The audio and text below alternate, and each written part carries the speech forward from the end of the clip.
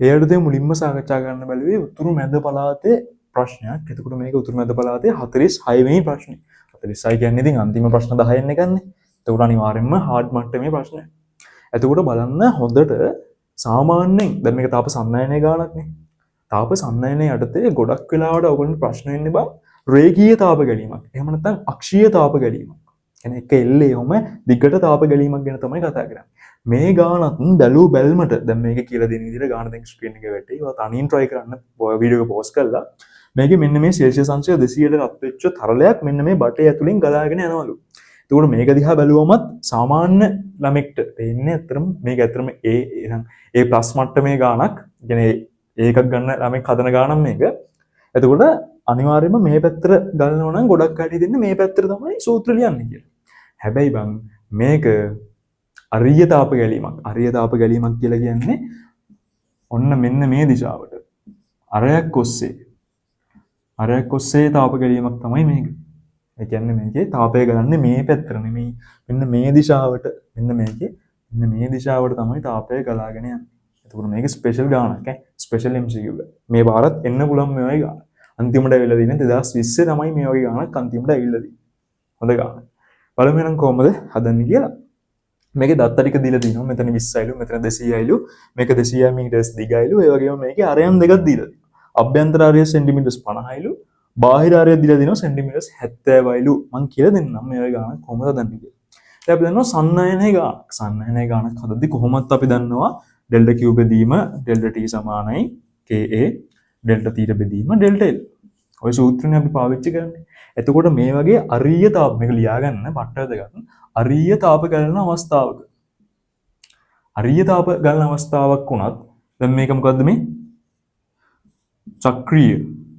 අරීය හැවත් චක්‍රීය කියන්නේ දෙක මේකයි. මම කියන චක්‍රීය කතන්දරය මගන්නම්කෝ. මෙන්න මේ වගේ අරීය තාප ගැලීමක් ගලන අවස්ථාවක මොකද්ද වෙන්නේ? මෙන්න මේ හරස්කඩ වර්ගඵලය. හරස්කඩ වර්ගඵලය හදාගන්න විදිහ පොඩ්ඩක් වෙනස් ආකාරයක් තියෙනවා. එතකොට වා කරන්න ඕනේ දැන් මේකේ අරයන් දෙකක් දීලා තියෙන ඉංගියෙන්ම ඔයා දැනගන්න ඕනේ මේක අරිය තාප ගැලීමක් සඳහාම තමයි මේ අරයන් දෙකක් දීලා තියෙන්නේ. එතකොට මේකේ අරයන් දෙක පාවිච්චි කරලා තමයි අපි මේ වර්ගඵලය ගොඩනගා ගන්න ඕනේ. හරිද? වර්ගඵලය ගොඩනගා ගන්න මෙහෙමයි. දැන් මේකේ අභ්‍යන්තර ආරයක් දීලා තිනවා බාහිර ආරයක් දීලා තියෙනවනේ. එතකොට වා කරනවා අපි දන්නවා සිලින්ඩර් එකක වර්ගඵලය කොහොමද හොයන්නේ? අපි දන්නවා පොඩි කාලේ ඉඳන් සිලින්ඩර් එකක වර්ගඵලය හොයන්නේ 25RH 25RH පාවිච්චි කරලා තමයි සිලින්ඩර් එක පෘෂ්ඨ වර්ගඵලය හොයන්නේ. එහෙනම් මේකෙත් ඔයාලට කරන්න තියෙන්නේ මෙතන ඔයාලට පේනවද පොඩි සිලින්ඩර් එකක් තියෙනවා ලොකු සිලින්ඩර් එකක් තියෙනවනේ. එතකොට ඔයා මෙන්න මේ පොඩි සිලින්ඩරේ ලොකු සිලින්ඩරේ හරස්කඩ වර්ගඵල දෙක හොයලා පෘෂ්ඨීය හරස්කඩ වර්ගඵල දෙක වෙන වෙනම හොයලා ඒක දෙකෙන් බෙදනවා. එතකොට අපිට පුළුවන් මධ්‍යන්න වර්ගඵලයක් ලබා ගන්න. අන්න එහෙම තමයි ඔයා පළවෙනි ස්ටෙප් එක කරන්නේ. මේක හැම ක්ලාස් වලම කියලා දෙන්නෙත් නෑ. බොහොම කලාතුරකින් තමයි මේ වගේ අරිය තාප ගැලීම් වලට උත්තර ගන්න විදිහ කියලා දෙන්නේ. හරිද? මම නම් කියලා දුන්නා අපේ ක්ලාස් එකේ. එතකොට මෙතන අපි ගත්තොත් එහෙම 25R මේ දාන්නේ කාටද මේ දාන්නේ? මේ දාන්නේ පොඩි එකාට. මම මේක නිකන් සිම්පල් R කියලා ලියාගත්තා. සෙන්ටිමීටර්ස් 50 කියලා වඩ කැමති නම් ලියාගන්න. එතකොට ඔයාලට මුලින්ම ලියා ගන්න පුළුවන් මෙතන 25RL ධන 25R මෙතන දාගමු අපි බාහිර ආරය ලොකු ආරය කැපිටල් R එක දාගත්තා. මෙතන සිම්පල් L බෙදීම දෙක. මෙතන මේ L කියලා දිග කියන එක පට්ට වැදගත්. මම මෙතන L කියලා සඳහන් කරන්නේ මෙන්න මේක. තව L එකක් ඕනේ වෙනවා. ඒක මම L dash කියලා ඉස්සරහට කියලා දෙන්නම්. දැනට ඔයා තේරුම් ගන්න. මේ මෙන්න මේ කියන බටේ එහෙම නැත්නම් නලේ දිග තමයි මම සිම්පල් L කියලා ගත්තේ. එතකොට මෙතන ඉතින් දෙක ඉවතර අරගෙන කපලා දැම්මට පස්සේ මේ දෙක අයින් වෙනවනේ බං. මේ හැමතැනින්ම දෙක අයින් වෙනවා. හරිද? එතකොට ඔයාට ගන්න පුළුවන් මෙතනින් 5 මෙතනින් L වාරයක් R ධන R. ඔන්න හරස්කඩ වර්ගඵලය අපි හොයන්න යන්නේ. 5 ට දාගන්න 3 L ට දාගන්න මීටර වලින් නම් 2යි. එතකොට මෙතනින් ඔයාට ගන්න පුළුවන් සිම්පල් R ධන කැපිටල් R කියන්නේ. එතකොට 50යි 70යි 120යි 1.2යි. 1.2යි. එතකොට 3 වරක් 2 6 මෙතන 7.2යි. 7.2යි වර්ග මීටර වගේ ප්‍රමාණයක් යනවා Aට. දැන් ඉතින් දාගෙන යන්න දින්නේ. Kට දීලා දිනවා එක බෙදීම 180ක් කියලා. එක බෙදීම 180ක් කියලා Kට දීලා දිනවා. හරස්කඩ වර්ගඵලය 7.2යි කියලා හොයාගත්තා. ඩෙල්ටා තීටා එතකොට මතක තියාගන්න ඕනි. මෙන්න සාමාන්‍යයෙන් අපි මොකද කරන්නේ? මෙතන θ1 කියලා ගන්නවා, මෙතන θ2 කියලා ගන්නවා. මෙන්න මේ පාරට තමයි රේඛීය එහෙම නැත්නම් අක්ෂීය තාප ගැලීමකදී දාන්නේ මෙන්න මේ පාරේ. හැබැයි මේ ගානේ වෙනස ඔන්න ඩෙල්ටා තීටා ගද්දී මේ ඩෙල්ටා තීටා ගද්දී ගන්න මේ 200යි 20යි අතර තියෙන උෂ්ණත්ව ගැප් එක. එතකොට මෙන්න මේ පාරේ තමයි තාපය ගන්න පට්ට වැදගත් ගන්න. okay 200න් 20ක් ගියාම 180යි. ඔන්න දැන් තමයි මේ delta L capital delta L වෙනකොට මම කැපිටල් ඩෙල්ටා L කියන්නේ මොකද්ද? මෙන්න මෙතනයි තියෙන ගැප් එක. ඒ කියන්නේ සිම්පල් මෙතන කැපිටල් මෙතන කැපිටල් ඩෙල්ටා L කියලා කියන්නේ ඔය අරයන් දෙකේ තියෙන වෙනස. අරයන් දෙකේ තියෙන වෙනස. බාහිර අරය 70යි, අභ්‍යන්තර අරය 50යි, එහෙනම් 20යි කියන්නේ 0.2යි. 0.2යි. එතකොට මෙතනින් ඔයාලට කැපිලා ගිහිල්ලා උත්තරේ අංක 3 3.6ක් වගේ සෙට් වෙනවානේ. උත්තරේ අංක 3 තමයි සෙට් වෙන්නේ 3.6යි. මේක අර කිලෝවොට් වලින් දීලා තින්නේ මෙතන. එක බෙදීම 180ක් දීලා තියෙනවා. අර මෙතන සෙන්ටිමීටර මීටර කරලා අනිවාර්යෙන් ආදේශ කරන්න. ඒ ටික බලලා දාගන්න. එතකොට ඔයාලට අනිවාර්යෙන්ම 3.6 කිලෝවොට් කියලා තමයි උත්තරේ සෙට් වෙන්නේ. ඒ කියන්නේ ආන්සර් අංක 3. ආන්සර් අංක 3 තමයි සෙට් වෙන්නේ. ලස්සන ගානක් පරිස්සමෙන් ඔලුවට අරගෙන හදන්න ඕනි ගානක් මේ පාරේ එන්න ඉඩ දින ආකාරය. කොහොම තමයි නම් ඒ ගාන හදන්නේ. ඊළඟට යමු අපි ඊළඟ ගානත් කොහොමද හදන්නේ කියලා බලන්න. ඊට පස්සේ අපි හදමුකෝ මධ්‍යම පළාත සෙන්ට්‍රල් ප්‍රොවින්ස් එකේ 40 වෙනි ගාන. ඉතින් ඒත් අන්තිම ප්‍රශ්න 10න් ගන්නේ හાર્ඩ් මට්ටමේ ප්‍රශ්නයක්. හරිද? ස්ටොප් කරලා බලන්න කොහොමද හදන්නේ කියලා. හරි. එතකොට මේකේ දැන් කියලා තියෙනවා මෙන්න මේ වගේ ලෝහ තහඩුවක් තියෙනවලු සමචතුරස්‍රාකාර ලෝහ තහඩුවක් තියෙනවලු. කේන්ද්‍රය P කියලා දීලා තියෙනවා. මේකේ කේන්ද්‍රයට ආසන්නව සමාන ආරයන් තියෙන වෘත්තාකාර කොටස් දෙකක් කොහම කපලා තියෙනවා. ඒ දෙකේ කේන්ද්‍රයන් තමයි P1 P2 කියලා දීලා තියෙන්නේ. ප්‍රකාශ තුනක් දීලා තියෙනවා. අපෙන් අහන්නේ සත්‍ය වන්නේ මොකද්ද කියලා. මේ ගානක් හදද්දී වා මුලින්ම තේරුම් ගන්න ඕනේ දැන් ලෝහයක සිදුරක් කපලා තිබ්බොත් එහෙම මේක දැන් දන්නේ නැති කට්ටිය ඉන්නවනම් මේකත් ගොඩක් කියලා දෙන්නේ නැහැ මේ අඩුවෙන් තමයි මේ වගේ දේවල් කියලා දෙන්නේ. හැබැයි මේක අර මම කලින් හදපු ගානට වඩා කට්ටියට හදාගන්න පුළුවන් වෙනවා. දැන් මේ වගේ ලෝහයක් තියෙනවා නම් මේ ලෝහයක සිදුරක් කපලා තියෙනවා නම් මේකේ අරයක් යම්කිසි අරයක් සහිත මෙන්න මේ වගේ සිදුරක් කපලා තියෙනවා නම් මතක තියාගන්න මේකේ රත් කරද්දී කියන්නේ උෂ්ණත්වය වැඩි කරද්දී මේක ප්‍රසාරණය වෙනවනේ. ලෝහ කෑල්ල නම් කිසිම කේස් එකක් නැහැ ප්‍රසාරණය වෙනවා. එතකොට අපි දන්නවා මෙන්න මේ ϕr වර්ගය කියලා මේකට අනිවාර්යයෙන්ම වර්ගඵලයක් තියෙනවනේ. එතකොට මෙතන ක්ෂේත්‍රීය ප්‍රසාරණය වර්ගඵල ප්‍රසාරණය යටතේ මේක ප්‍රසාරණය වෙන්න ඕනි. ඩෙල්ටා A සමානයි A වාරයක් බීට ඩෙල්ටා තීටා. එහෙම නැත්නම් දැන් අවසාන වර්ගඵලය ලියනවා නම් A H සමානයි 1 ධන බීටා ඩෙල්ටා තීටා වාරයක් A. හරිද? මේ අපි ලිව්වේ වර්ගඵල වෙනස ලියනවා නම් මේ ලිව්වේ අවසාන වර්ගඵලය ලියනවා නම් එතකොට මතක තියාගන්න මෙහෙම ලෝහයක සිදුරක් කපලා තිනවා නම් බං මේක රත් කරද්දී මෙන්න මේ සිදුරත් ලොකු වෙනවා. දැන් කාට හරි හිතෙනවා නම් මේක අම්මට සිරි මේ එළියේ මන් දැන් රතු පාටින් දාලා තියෙන ලෝහයනේ. ලෝහය ප්‍රසාරණය වෙනවනේ. එතකොට මේ පැත්ත ටික නම් කොහොම ප්‍රසාරණය වෙනව ඇති? මේ පැත්ත ටිකත් මේ පැත්තට ප්‍රසාරණය වෙනව ඇති කියලා. එහෙමනම් වෙන්නේ නැහැ. මෙන්න මේ අතුරට ප්‍රසාරණයක් වෙන්නේ නැහැ බං. අතුරට ප්‍රසාරණයක් නෙමෙයි වෙන්නේ මොකද්ද? මෙන්න මේ සිදුර එළියට තමයි ප්‍රසාරණය වෙන්නේ. එතකොට මම මේ කලින් අදපු කොහොමනම් සිදුර දිබ්බේ මේක විශාල වෙද්දි බං මේ ලෝහයත් විශාල වෙනවා මේ සිදුරත් විශාල වෙනවා. එතකොට ඔයා හිතන්න මේ සිදුරේ වර්ගඵලය A කියලා. එහෙනම් මේක A ඩෑෂ් කියලා හිතන්නකෝ.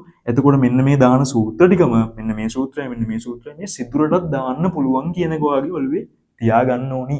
මේව එතකොට සිදුරු වලටත් දාන්න පුළුවන්. සිදුරු වලටත් මේ වගේ සූත්‍ර දාන්න පුළුවන්. අපි දැන් යමුකෝ මොනවද දීලා තියෙන ප්‍රකාශන ටික බලන්න. P1 P2 අතර දුර වැඩි වේ. ඔව් අනිවාර්යෙන්ම මේක ප්‍රසාරණය වෙද්දී P1 P2 අතර තියෙන දුර වැඩි වෙනවා. ඉතින් මේක ප්‍රසාරණය වෙනවා. ඒ ප්‍රකාශය හරි. යම් අවස්ථාවකදී සිදුරු දෙක ස්පර්ශ වෙනවා. පට්ටපල් බරුවක්. එయ్యේ මෙන්න මේ දෙක යම් අවස්ථාවකදී ස්පර්ශ වෙන්න පුළුවන්ද කියලා ඔයාම හිතන්නකෝ. ස්පර්ශ වෙන්න නම් අනිවාර්යයෙන්ම මෙතන හිස්තැනක් තියෙන්න බෑ. දැන් මෙතන මොකක් හරි ලෝහයක් තියෙනවනේ බා. මේ බලන්නකෝ මේ මෙතන සම්පූර්ණයෙන්ම ලෝහයක් තියෙනවා. එතකොට මේ දෙක මෙහෙන් ලොකු වුණා මේ දෙකත් මෙහෙන් ලොකු වුණා. එතකොට මේ මැද්ද ටිකත් ඔහොම තව ලොකු වෙනවා. එතකොට මතක තියාගන්න ඉතින් සිදුර ලොකු වෙන ප්‍රමාණයටම මෙන්න මේවත් ලොකු වෙනවා. ලෝහ කොටසත් ලොකු වෙනවා. ඒ හින්දා කවදාවත් මේ දෙක සිදුරු දෙක ස්පර්ශ වෙන්න විදිහක් නැහැ. මොකද මේ අතර තියෙන ලෝහය ප්‍රසාරණය වෙලා ඒක බැලන්ස් කරලා ගානට ඒක බැලන්ස් කරලා දානවා. ඒ හින්දා B ප්‍රකාශය නම් වැරදි. C ලෝහ කොටස් වැඩි වෙන වර්ගඵලයේ උෂ්ණත්වය වැඩි වීම අනුවම සමානුපාතික වේ. ඔව් ඔයා 20කින් උෂ්ණත්වය බිඳුවේ ඉඳලා 20ට වැඩි කරාම මේක ප්‍රසාරණය ප්‍රමාණයට වඩා වැඩි බිඳුවේ ඉඳලා 100ට රත් කරනවා. ඒ කියන්නේ මෙතන ඩෙල්ටා තීටා වැඩි වෙද්දී වර්ගඵලය වැඩි වෙන ප්‍රමාණයත් වැඩි වෙනවා. වර්ගඵලයේ සිදුවන වෙනස වැඩි වෙනවා උෂ්ණත්ව වෙනසත් එක්ක. ඒක මේ සූත්‍රයෙන්ම ඔයාලට පේනවා. එහෙනම් A හා C ප්‍රකාශ දෙක තමයි හරියන්නේ. උත්තරේ අංක 3. උත්තරේ අංක 3 තමයි වෙන්නේ. ලස්සන ප්‍රශ්නයක්. ලස්සන ප්‍රශ්නයක්. එතකොට මේකේ A හරි B වැරදි C හරි. කොහොම තමයි සෙට් වෙන්නේ. ඊළඟට අපි යන්නේ වයඹ පළාතේ 23 වෙනි ගාන බලන්න. මේ වගේ දීලා තිනවා ලෝහ දණ්ඩක්. මේ ලෝහ දණ්ඩේ දෙපැත්තට දාලා තිනවලු වීදුරු කෑලි දෙකක්. එතකොට අපෙන් අහන්නේ මෙන්න මේ තීටත් එක්ක L ගේ විචලන වෙන නිවැරදි ප්‍රස්ථාරය මොකක්ද කියලා. ඔයගොල්ලෝ අනිවාර්යයෙන්ම try කරලා බලන්න. මට කියන්න තියෙන්නේ මෙච්චරයි. මෙන්න මේ කේත් එක්ක ඔය ඩෙල්ටා තීටා ඩෙල්ටා L කේත් එක්ක උෂ්ණත්ව විචලනයට අදාළව මොකක්ද ඔයගේ ඔළුවේ තියෙන්නේ? මොකක්ද ඔයගේ ඔළුවේ තියෙන හැඟීම? මේක සිරාවටම ඔයගේ හදවතින් එන්න ඕනි කාරණා. උදාහරණයක් විදියට මම හිතන්නම්කෝ මෙතන තියෙනවා යකඩ කෑල්ලක්. මෙතන තියෙනවා ප්ලාස්ටික් කෑල්ලක්. මේ ප්ලැටිනම් නෙමෙයි මම නිකන් ලිව්වේ ප්ලාස්ටික් කියලා. හරිද? ප්ලාස්ටික් කෑල්ලක්. ඔයා මේ දෙකටම සමාන තාපයක් මේ දෙකෙන්ම මේ බට දෙකෙන්ම සමාන තාපයක් යවනවා. මේ බටයක් කියවට මේ යකඩ බටයක් මේ ප්ලාස්ටික් බටයක් සමාන තාපයක් යවනවා. Q කියලා සමාන තාපයක් යවනවා. එතකොට මෙන්න මෙතන මේක මම θ1 කියන්නම්, මේක θ2 කියන්නම්, මේක මම θ1 ඩෑෂ් කියන්නම්, මේක θ2 ඩෑෂ්. මෙතන මේ උෂ්ණත්ව ගැප් එක වැඩි කාගේද? උත්තරයක් දෙන්න බලන්න. උෂ්ණත්ව ගැප් එක වැඩි කාගේද? පැහැදිලිවම උෂ්ණත්ව ගැප් එක මූගේ වැඩි. ඇයි මෙතනින් එන තාපයට මූ යන්න දෙන්නේ නැහැ. ප්ලාස්ටික් කියන්නේ මොකද්ද? තාප කුසන්නායකයක්. එතකොට මූ යන්න දෙන්නේ නැහැ. මෙතන 100යි නම් මෙතන නිකන් 20ක විතර ඇති. පට්ට ගැප් එකක් තියෙනවා. මෙතන සෙල්සියස් අංශක 100යි නම් මෙතන 20ක විතර ගැප් එකක් තියෙනවා. ඊට සාපේක්ෂව මේ යකඩ කෑල්ල මොකද්ද වෙන්නේ? මෙතන 100යි නම් අම්මලා සිරි මෙතන ඒ ආසන්න මගයක් නං 95ක වගේ යගයක් තමයි තියෙන්නේ. ඇයි මූ පට ගාලා මේ යවන තාපයට ටක් ගාලා යවනවා. එහෙනම් මතක තියාගන්න මූ එකේ වැඩිනේ. K වැඩි නම් උෂ්ණත්ව ගැප් එක අඩුයි. උෂ්ණත්ව ගැප් එක මේ K වැඩි උන්ගේ ඩෙල්ටා තීටා බෙදීම ඩෙල්ටා L කියන එක අඩුයි. නැත්නම් ඩෙල්ටා තීටා අඩුයි. මේකේ මොකක්ද වෙන්නේ? K අඩුයි නම් K අඩුයි ප්ලාස්ටික් වීදුරු වගේ උන්ගේ මේ ඩෙල්ටා තීටා ගැප් එක පට්ට වැඩි. අනුක්‍රමණය වැඩි. සරලව කිව්වොත් එහෙම මෙන්න මේ මෙතන දෙපැත්තේ වීදුරු කෑලි දෙකක් ඉන්නේ. වීදුරු කෑලි දෙකක් ඉන්නේ. මෙතන අනුක්‍රමණය වැඩි. එතකොට ඔයා මේකට ප්‍රස්ථාරයක් ඇන්දොත් එහෙම මේ යකඩ කෑල්ලට ප්‍රස්ථාරයක් ඇන්දොත් එහෙම ඩෙල්ටා තීටාත් එක්ක ඩෙල්ටා L කොහොමද විචලනය වෙන්නේ කියලා කොහොමද දෙන නැත්තේ?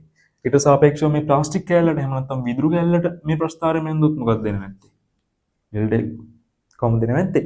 මේකේ මෙන්න මේකේ අනුක්‍රමණය අඩුයි. අනුක්‍රමණය අඩුයි කියන්නේ කොහොමද ඕක ඔන්න ඔය වගේ එකක් එන්නේ. ඊට සාපේක්ෂව මේකේ පට්ට නිකන් ඔහොම එන බෑවුමක් සහිතව තමයි ඉන්නේ ගැප් එක.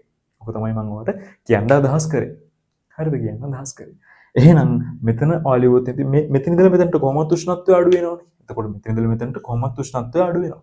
අපිට වැදගත් වෙන්නේ මෙන්න මේ දෙපැත්ත කෑලි දෙක. ඔය දෙපැත්ත කෑලි දෙකට අර අනුක්‍රමණය වැඩි. අර මේ මෙතන ඉඳලා මෙතනට තියෙන සන්නායකයක් නේ මෙතන ඉඳලා මෙතනට ලෝහ දණ්ඩක් නේ.